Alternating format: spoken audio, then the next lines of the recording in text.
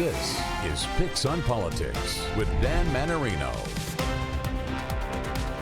This is a directive that within 5 days, every single agency head has to identify a chief savings officer. And then within 45 days, those officers have to come back to us with a full assessment of the savings that could be pursued, the efficiencies that we're currently seeing, and the programs that frankly need to be sunsetted or are not effective. Okay, so go ahead, put your John Hancock on that. And that will become officially an executive order as of this moment, right? Yes, this is now an executive order, the first to be signed on PIX 11. There we go. Okay, welcome to PIX on Politics, everybody. I'm Dan Manarino. Major news this week made right here on PIX 11. You just saw it there. Mayor Mamdani signing that executive order requiring every city agency to hire a chief savings officer to help close the massive $12 billion budget gap. The mayor, well, he has less than 2 weeks now to deliver a balanced budget. He says that balance depends on a new relationship with the state, internal savings, and a tax on wealthier New Yorkers. That last point, something Governor Kathy Hochul has repeatedly said she will not do. It is clear tough choices lie ahead. Cuts are a matter of last resort, right? We do not want to be cutting the services that New Yorkers are relying on. If the state does not change its relationship to the city, if it does not raise taxes on the wealthiest New Yorkers or the most profitable corporations, then all it leaves the city with are the most painful tools. However, we want to do everything we can to ensure that those are not the tools we have to use. Okay, so there's a big task ahead of him, and to discuss this big move to close out the first month of Mayor Mamdani, we are bringing in our PIX panel. And this week on our panel, PIX 11 senior political reporter Henry Rossoff, City Hall reporter for the Daily News Josie Stratman, and Democratic strategist Nick Smith. So great to have all three of you here. Great to be here. Okay, so Mayor Mamdani finishing up his first month on the job, and before we get to the executive orders and the snow cleanup and all the things that you kind of judge a mayor about, I want to talk about where exactly we are 30 days into his mayoralty and kind of where he thinks he is. I mean, it's how you usually judge somebody 100 days in, but here we are first month down, and it seems like he's weathering the storm.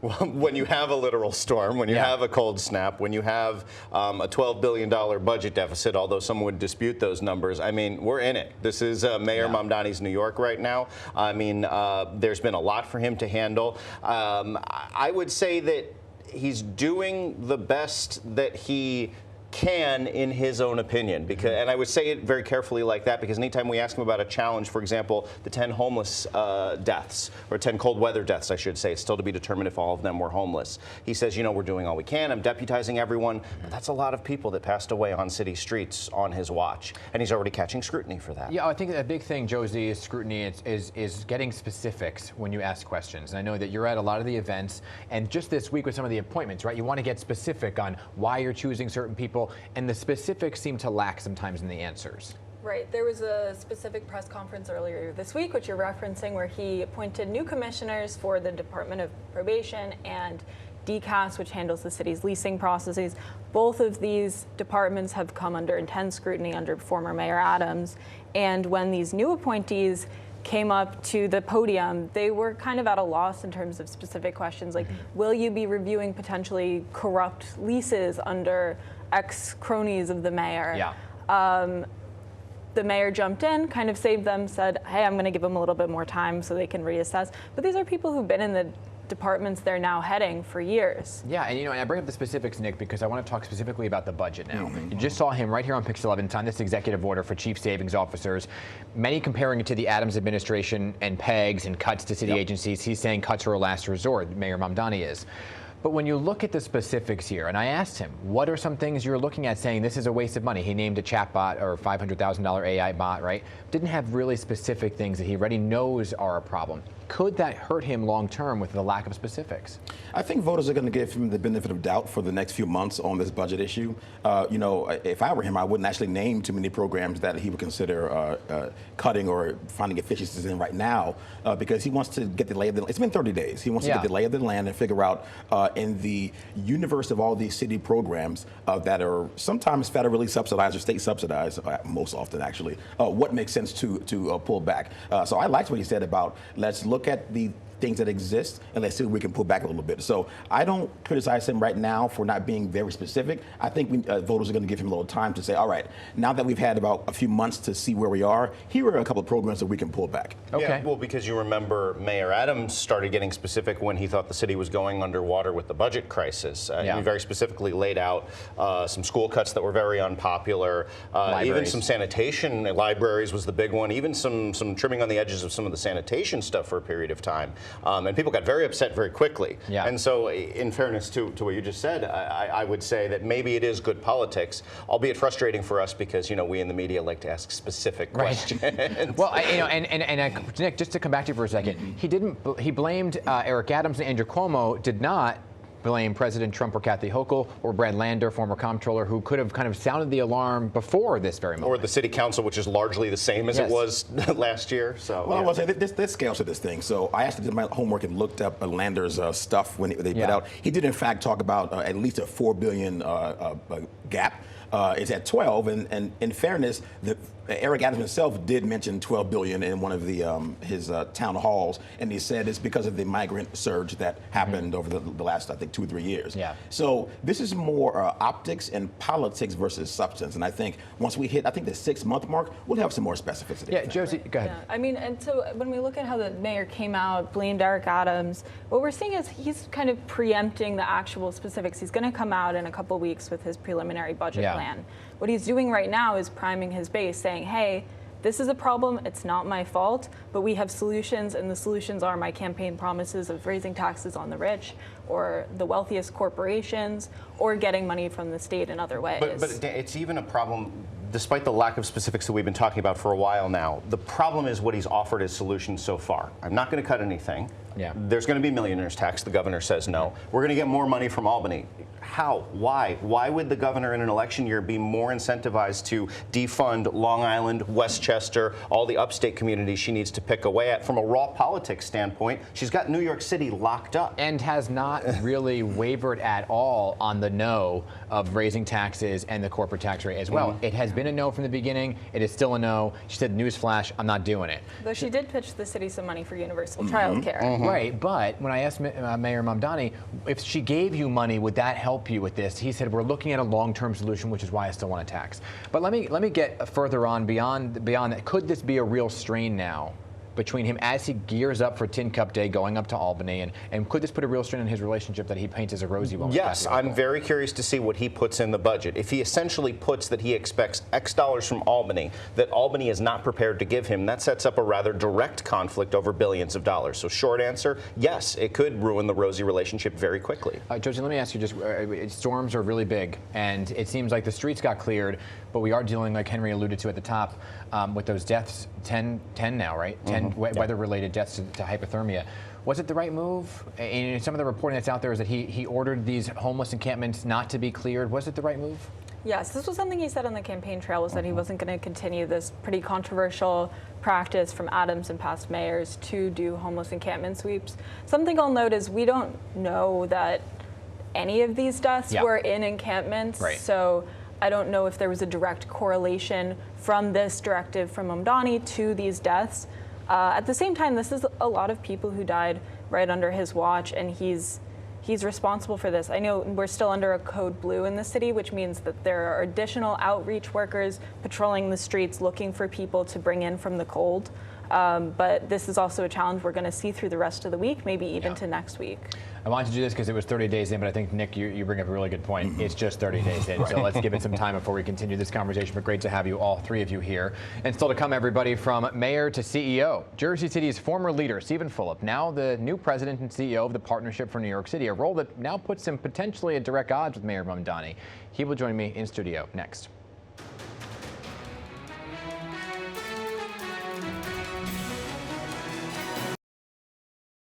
You're watching PIX on Politics with Dan Manarino.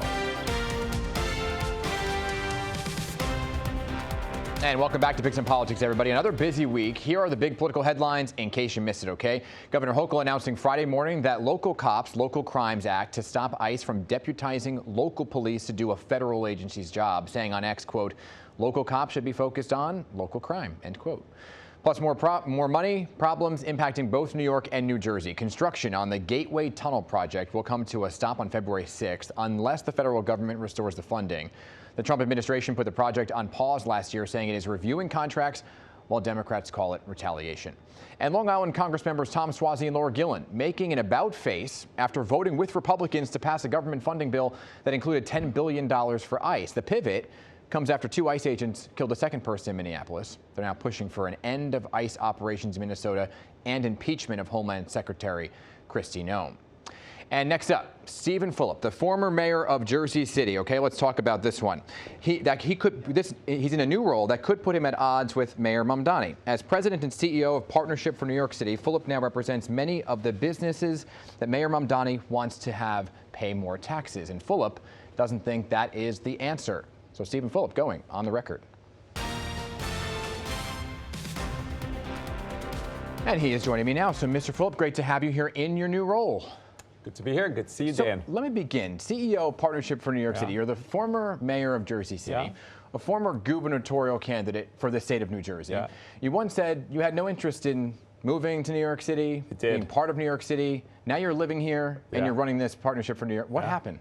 How the world works. I concluded the governor's race, decided not to run for re-election. This opportunity presented itself. It's kind of an opportunity I didn't see. It's maybe a perfect job from my standpoint, and I was excited to be a part of it. So, but you had to move. I had to move. I live in New York now. Officially registering to vote next week. Okay, so how'd that go? It's a little bit of a transition. You know, I'm a lifelong New Jersey guy, but you know, I went to Columbia here, I went to NYU here, I went to Binghamton here, so it's not like I don't have ties here. I used to work in One New York Plaza when 9/11 happened, so there's some familiarity. You know, this week, Mr. Mamdani painted this dire picture of New York City. We just talked about it, right? $12 billion budget deficit. He was here on PIX 11 once again calling for his wish to raise taxes on the wealthy and to raise the corporate tax rate. You said this week that raising taxes in what is already the highest tax environment area in the country is not a real solution. Why? Well, let me start by, I don't think that there is a new mayor in the history of this country following another mayor that said the budget is in great condition and I'm happy with what I've been left. So I think that's part of the narrative. He said as a candidate that it doesn't matter where the money comes from as long as we're funding certain priorities for him. And Governor Hochul has been, you know, great. I mean, she said we're going to do childcare. We think it's important at the partnership, and we don't need to raise taxes. And then all of a sudden, we started down this road of, you know, $12 billion plus. You know, New York City is already. So you don't believe the number? Well, I don't know if the number is 12 billion, but it's already the highest taxed environment in the country, New York City. And its effective rate on the corporate front is 17%. If you raise it to New Jersey, like he says, you are basically raising it to 22% because there's other layers of taxes here in New York, and you will be effectively double what New Jersey is. So, you know, we could argue all day whether companies move, whether wealthy people move, but when you get to a place that you're 100% higher than your neighbor, people will make a decision to open companies there and not to grow here. So just on that $12 billion number that he has, you don't believe that that may be the deficit? I mean, I don't know. You know, I think that you need some more, you know, clarity and transparency around why it is. I mean, we want to be part of that conversation. We have 350 of the world's best CEOs here in New York, and we can be helpful. But look, I think that any new mayor comes in and they paint the most dire picture. That's just status quo for anywhere in the country. And then you kind of get to a place of kind of what the real numbers are. So we'll see over time when we get some more clarity on that. So matching the corporate tax rate of New Jersey is not just simply matching the number. It's not. Because you pay for city taxes and MTA fees. There's layers of taxes in New York City that don't exist in New Jersey. So that's kind of a difference that we have to really talk about. Have you had these conversations with him? I think that the conversations we've had have been predominantly around childcare and housing. We haven't gotten into the budget stuff yet, but I'm sure we will. I mean, you know, we employ 800,000 people here. So I think that we have a place at the table and we have concern about, you know, whether we can continue to grow here. So what is your plan to then, I guess, fight this? He is sending thousands of people up to Albany to fight this, look, right? To say he wants it. I mean, the starting place is not to have an adversarial relationship. I know people think that because we represent, you know, larger business, that we're going to have an adversarial relationship because of the socialist base that he comes from. But I don't think that's the starting point. I'm looking to have a cooperative relationship. Yeah. I think that we have a lot of resources and a lot to offer. And the hope is that, it's not adversarial. We're going to be supportive of the governor in a big way because we think that she's tremendously responsible. She's showing courage in the face of people from that socialist side of the party coming and trying to push her, and she's saying it's not necessary. Yeah, I guess when you look at support. it, I hear you, and I guess when you look at it in its totality, he's saying some of these corporations are making billions of dollars, right? Yeah. Why can't they pay a little bit more? A millionaire, if he's going to tax them 2%, he says it averages out to $20,000, and he said when he put that to somebody the other day, they were like, oh, okay. So to a company, Let me say something. I think it is a talking point that is more political than necessary. There is a reason that people say tax the rich at these rallies and they're not chanting fund childcare or free buses, because a lot of the time people are mad, rightfully so. There's an affordability crisis and people are looking to be punitive. What I'm saying is that being punitive for the sake of being punitive when dollars aren't necessary is counterproductive to growth in New York. You don't need 1,000 billionaires to leave. You don't need 500. You need a handful of people to leave, and then it's going to be tremendously disruptive to the budget. And I think that's kind of what we're saying here. So when they say, hey, people aren't going to leave, you don't need a lot of people to leave. And you don't need a lot of companies to exit. You just need them not to want to grow here, and there is a tripwire at some point. do you think some will leave? Inevitably, some will leave. What that number is, Regardless if taxes go up or not, or? Well, I think people are conscious of it. They're looking at, is the city safe? I think that is part of the conversation, public safety. I think people are concerned around rhetoric and sentiment around anti-Semitism and hate. And I think cleanliness matters, and then taxes matter. I think there's a lot of issues there that could trigger somebody to move. But let me say this. If you took the 3,000 wealthiest people in New York City, right, and you said, what's a common thread between all of them? It's not race, it's not color, it's not religion, it's not gender. They all have multiple homes and a lot of options on where to live. So you don't need to push 1,000 of them away. Only a handful will have huge disruptive relationships. I'm going to put you on the spot. Go ahead. It sounds like you're not really fully supporting his vision. Would you have supported him as mayor if you lived here? I mean, look, I don't think so. I think, kind of the socialist, far left ideology is not something that I'm supportive of, right? I think that this country's been built on capitalism. I think that, the business community has a big place in that. So, I don't know. I wasn't here at the time. I was across the river. But more than likely, that socialist agenda is not where I'm aligned. You mentioned you were across the river, so I have to end on something that you're now mayor of your former city, is saying about you. He said snow efforts were hampered because of what you left him. That you left him antiquated systems, old maps, bad systems, and a whole lot of debt. Look, like I said earlier, there isn't a new mayor that doesn't blame the previous mayor anywhere in the country. The current mayor was a councilman for 8 years, so he had access to everything, and we never had a problem with snowstorms as big as this. I've been relatively quiet because it's not my place, but the reality is that I get it. You blame your predecessor, and then you just try and kind of make it better. Hopefully he gets better because the streets there aren't too good. So you disagree with his analysis? Of course. Did you blame your predecessor? Yeah, of course I did. Yeah, okay. Of course I did. So it comes with the territory. It just comes with the territory. Okay. Steven Fulop, great to have you here in your new role. We'll have many conversations along the way, Thank you. And a snowstorm heading into a bomb cyclone. It's been a rough January weather-wise, right, for New Yorkers, and they have a lot to say about it. So we're going to hit the still snow-covered streets to ask them to grade Mayor Mamdani's snow response when we come back.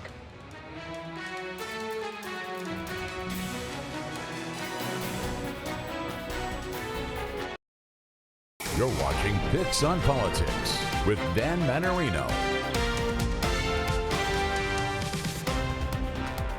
Well, this past weekend, the biggest winter storm we have seen in years, covering some parts of New York City with more than a foot of snow. And after that came a days-long cleanup effort by the city, and we hit the streets to hear from you about how they did.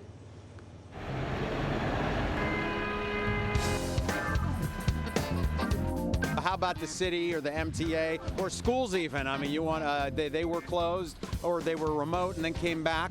So what grade would you give them? I would give them like a C or D. We could have did better. They could have did better. We knew it was coming. We could have prepared better. Right now, from my school, I'm around the corner. Our kids can even really walk onto the sidewalk to really get there. We're gonna go right here and give them a D. Okay, well, you're tough. You're no grading on a curve today. Yes, sir. We're gonna give them a D. Y'all gotta do better. We gotta do a little better. Prepare a little more. How you think it went? I think could have done a little bit better job, especially with the side street. I mean, it took about 2 days for people to get out of their car. I mean, everything froze, no salt on the ground. The main roads were clean, but the side streets were a little bit difficult. So we're going to go maybe a C or a D? It's a B plus, B minus? I would go C minus. The wind's whipping it around, the F falls in the snow, that kind of fits. Let's move this inside. I wasn't even wearing gloves or a hat earlier. Thanks for having us in Pete's Diner on Queens Boulevard. Welcome in. Yeah, warm up. We'll have to get some soup or something. What do you think of the city, the schools, MTA? What kind of grade would you give them overall? And pick it from here because we want to demonstrate. I think they're doing a good job. That's our first A for today, so. I think they're doing a good job. It's been a pretty hard one, and I think they did well. How many storms you've been through in New York City? What'd you think of kind of how this one went down, how the city responded to it, and would you give it a grade? Yeah, I'll give it a good grade. Maybe an A? Yeah. B maybe, or even? B plus or A almost, you know. How many New York City winters you seen, and how's this one stack up? Well, I guess I've seen 67 of them. And, you know, each one is just, you take it as it comes, but this one hasn't been bad. How do you grade the city during the snow? I think a B plus. The streets are mostly drivable, obviously a little narrow, but the crosswalks are pretty clear. Love that. Thanks to Greg and crew for all that, and we will be right back.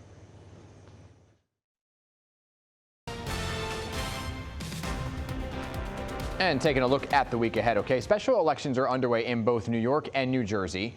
Early voting is ongoing. So New York's Election Day is this Tuesday, and one of the races on the ballot is the state assembly seat held by now Mayor Mamdani. And then on Thursday, the primary to replace now Governor Mikey Sherrill in Congress. So a lot to kind of cover there. And then on Friday, New York Democrats will gather in Syracuse for the big convention.